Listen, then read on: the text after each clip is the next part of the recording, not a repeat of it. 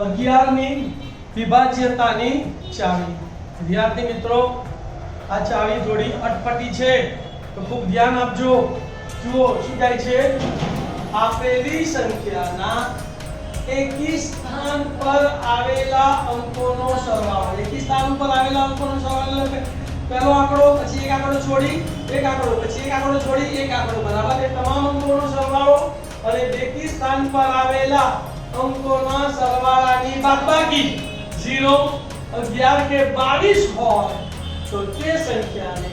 11 વડે નિશેષ ભાગી શકાય। ફરી એકવાર બોલો ચલો, આપેલી સંખ્યાના એકી સ્થાન પર આવેલા અંકોનો સરવાળો અને બેકી સ્થાન પર આવેલા અંકોના સરવાળાની બાદબાકી 0 11 કે 22 હોય તો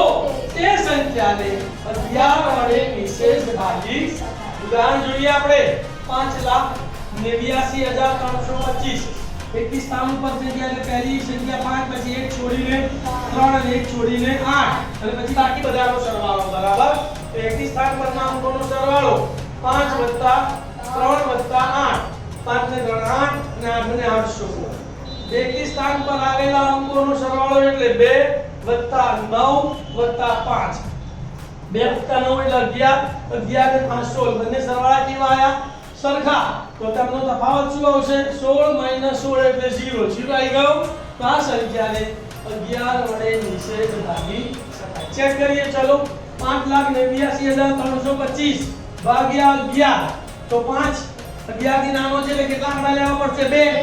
11 નો ઘડિયો ક્યાં સુધી બોલવાનો 58 સુધી 11 × 5 = 55 એટલે અહીંયા 5 અને અહીંયા 55 8 માંથી 5 ગયા તો 3 5 માંથી 5 ગયા તો 0 ઉપરથી ઉતાર્યો 9 એટલે કેટલા થયા 39 તો 11 તારીખ 33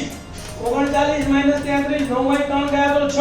3 માંથી 3 ગયા તો 0 ઉપરથી ઉતાર્યો તગડો એટલે 63 11 ગયા ઘડિયો ત્યાં સુધી બોલવાનો 63 11 × 6 = 66 તો વધી જાય તો 11 × 5 = 55 અહીંયા 5 લખવાનો અને અહીંયા 55 લખવાનો 3 માંથી 5 જાય ના જાય તો અહીંયા દસકો લેવો પડે તો 6 ઉપર એક ઓછો થાય એટલે 5 આવે અને 3 ની જગ્યાએ 13 માંથી 5 ગયા તો 8 અને 5 માંથી 5 ગયા તો 0 ઉપરથી ઉતાર્યો પકડ્યો એટલે 82 11 થાય 88 વધી જાય તો 11 × 7 = 77 તો અહીંયા 7 આવશે અને અહીંયા 77 આવશે ફરી 2 માંથી 7 જાય ના જાય તો 8 ઉપર દસકો લેવો પડે એટલે 8 ઉપર 7 અને 2 ઉપર 12 તો 12 માંથી 7 જાય તો 5 7 માંથી 7 ગયા તો 0 ઉપરથી ઉતાર્યો 5 * 55 થઈ ગયા 11 × 5 = 55 55 માંથી 55 ગયા તો 0 તો ખ્યાલ આવી ગયો 11 ની ચાવી શું કહે છે બોલો કે આપેલી સંખ્યાના એકી સ્થાન પર આવેલા અંકોનો સરવાળો